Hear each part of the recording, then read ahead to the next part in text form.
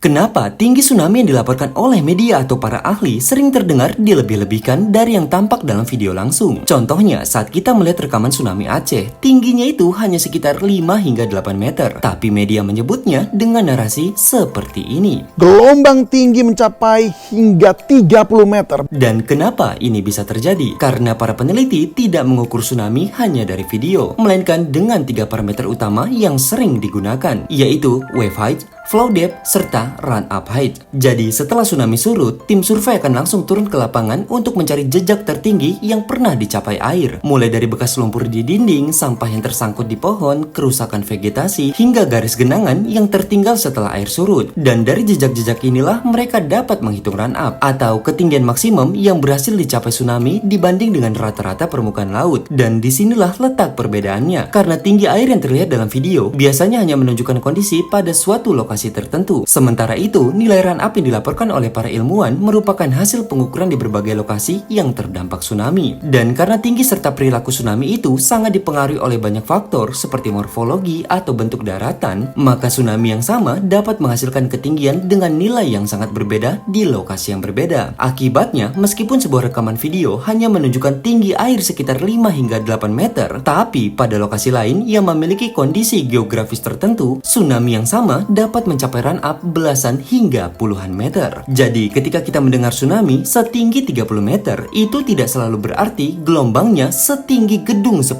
lantai. Karena bisa jadi yang dimaksud adalah ketinggian maksimum yang berhasil dicapai air di suatu daratan terdampak berdasarkan hasil survei ilmiah.